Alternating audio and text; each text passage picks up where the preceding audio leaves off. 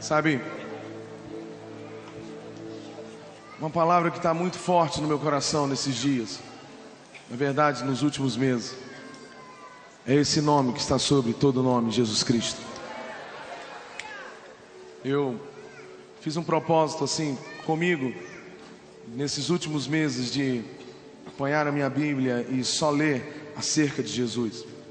Na verdade, toda a Bíblia fala sobre Ele, mas mais especificamente ali em Mateus, Marcos, Lucas e João, quando fala da vida, da obra e das ordens de Jesus. Sabe, como vocês sabem, eu viajo muito, e às vezes eu chego no hotel e eu ligo a televisão e eu quero ouvir alguma mensagem. E eu não estou aqui fazendo crítica, eu só estou falando de algo que acontece.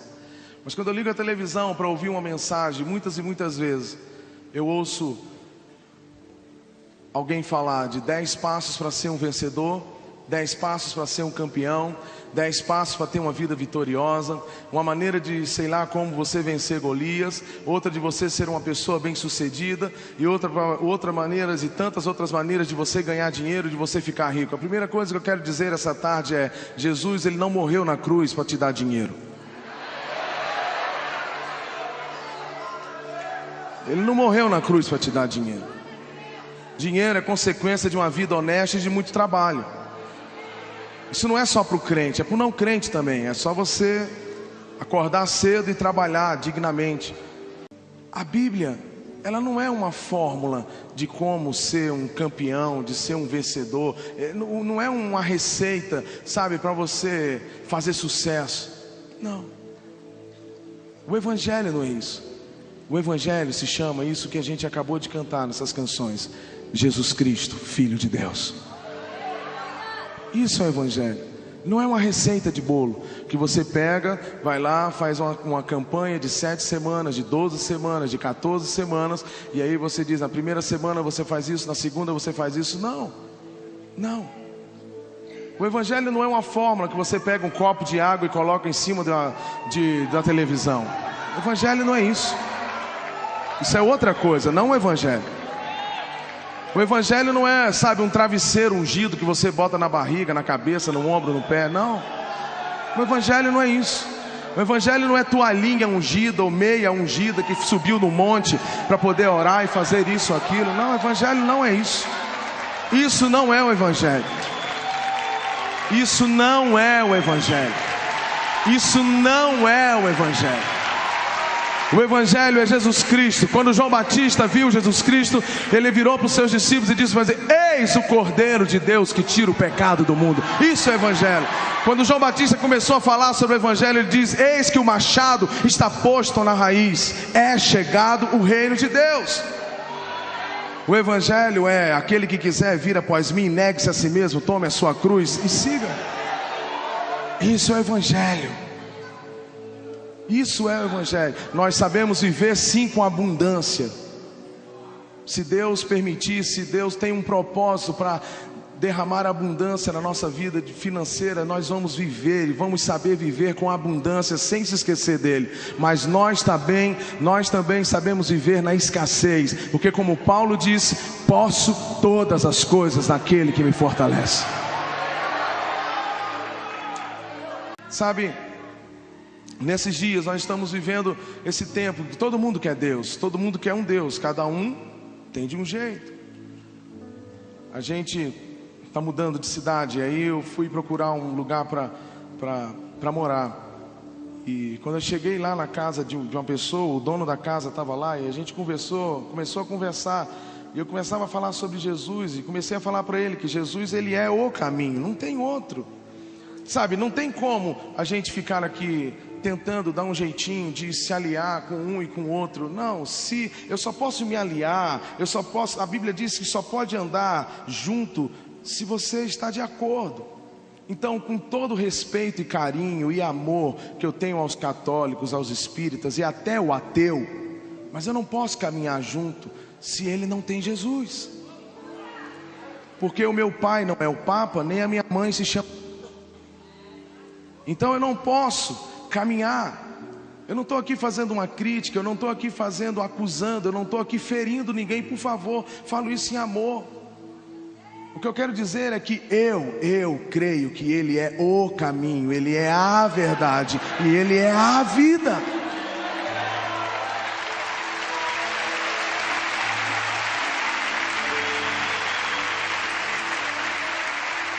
Sabe, quando eu conversava com esse dono lá daquela casa, e eu comecei a falar sobre Deus, ele também estava falando de Deus, só que ele falava de Deus como uma força que ele não conhece. Ele falou: eu sei que tem, mas é uma força. Eu falei: não, essa força é Jesus, Ele é o verbo, Ele é o caminho. Ele estava no início com o Pai. Ele falou: não, mas eu não quero entrar nisso, nessa questão religiosa. Sabe, o que eu quero dizer para vocês essa tarde é que todo mundo está atrás de um Deus, de um amuleto, de um garoto de recado, de um office boy, que vai lá, faz uma oração aqui por mim, ora lá, mas ninguém quer apanhar a sua cruz. São poucos. A Bíblia diz que a porta é estreita, o caminho é estreito, e esse caminho se chama Jesus Cristo. Sabe, nesses dias nós vamos ouvir, nesses últimos dias, nós vamos ouvir tantas e tantas coisas sobre Deus, sobre isso e sobre religião, mas você vai ouvir muito pouco sobre Jesus.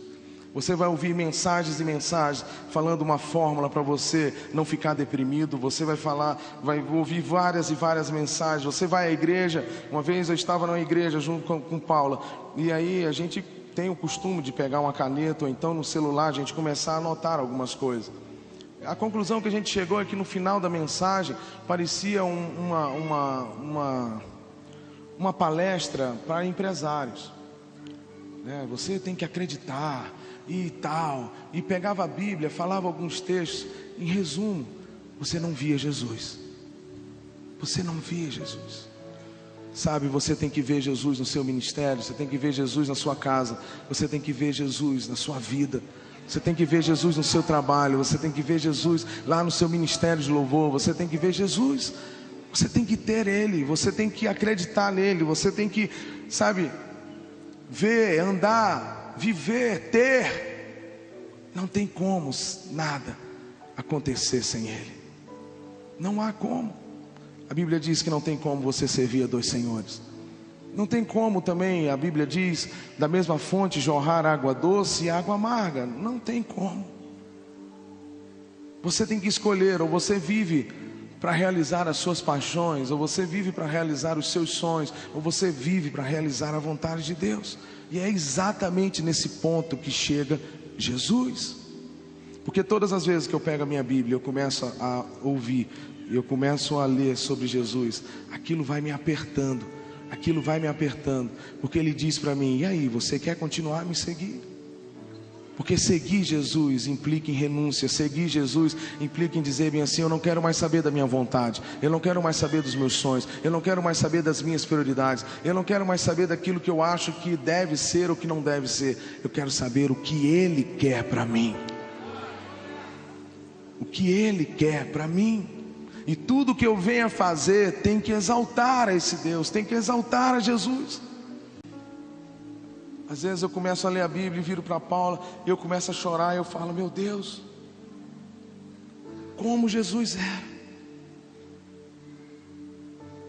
É se encantar, é se apaixonar, é se derramar na presença dEle, é ter dEle, é viver Ele, é amá-lo acima de tudo, é estar disposto à morte, é estar disposto a perder todas as coisas por amor a Ele. Se por acaso no dia a dia chegar lá e falar: olha, ou isso ou o que você crê, você vai falar: não, eu fico com o que eu creio. É isso que vale. Às vezes a gente chega nas igrejas e a gente chega nos lugares e as pessoas vêm lá com CD e tal: poxa, Fernandinho, tudo que eu preciso é de uma oportunidade. Tudo que eu preciso é de uma oportunidade. É engraçado, eu não tive isso. Eu nunca dei um CD meu para ninguém. Nunca dei. E quero te aconselhar: não dê. Sabe por quê? Porque Deus achou Davi, e se Ele quiser te achar, Ele vai te achar.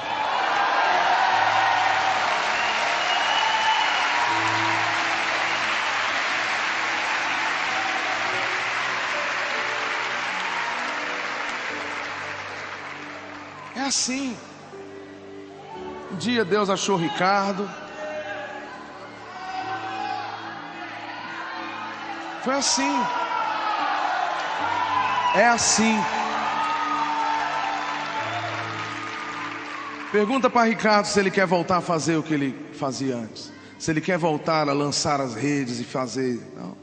Porque um dia Deus chamou para ser pescador de homens.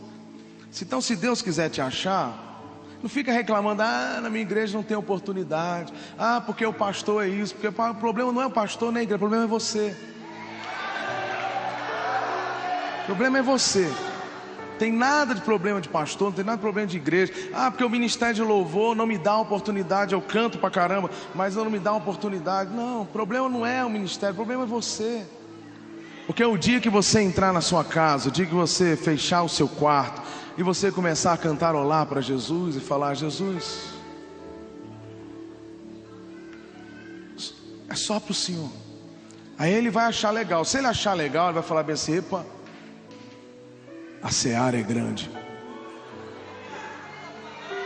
eu vou te levantar. É assim. Se verdadeiramente a gente cantar e dizer para Ele: minha vontade já deixei, o teu reino já ganhei.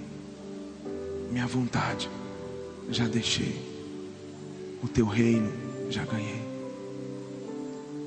Esse exército se levanta quando a gente se põe de pé e diz: venha o teu reino, Senhor, e seja feita a tua vontade.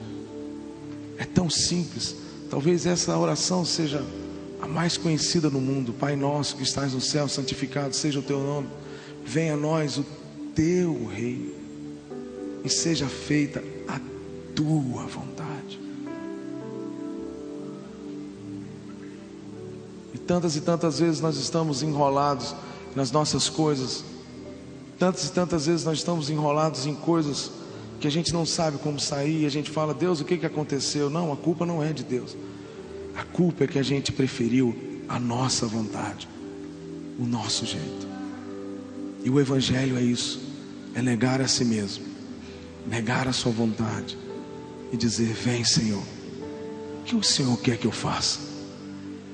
O que o Senhor quer que eu faça? Como eu disse, nesses dias de mudança, a gente orou e a gente pediu direção ao Senhor, e a gente sentiu paz de Deus para ir. Mas mesmo indo e vendo, batendo em uma porta, vendo um lugar para morar, e indo e buscando outro lugar, ainda assim eu perguntava: Senhor, não se preocupe com a minha vontade. Senhor, não olhe a minha vontade. Eu quero vir para cá porque vai ser melhor para mim, no sentido de logística, para eu viajar. Mas Senhor, não se importe com a minha vontade. Eu quero fazer a sua. Eu quero a tua. Não olhe, não fique olhando para mim. Eu quero a tua. Sabe, nessa tarde a Bíblia diz: eis que estou à porta e bato. Se alguém quiser vir após mim, se alguém ouvir e abrir a porta, eu entrarei e cearei com ele e ele comigo. Ele está aqui. Eu creio que Ele está aqui. Eu sei que Ele está aqui. Você sabe que Ele está aqui.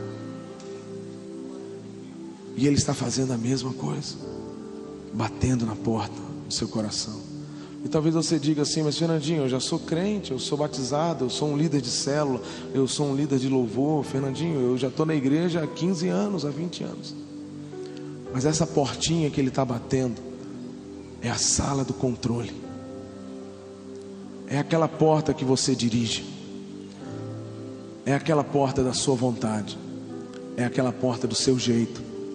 É aquela porta das suas prioridades.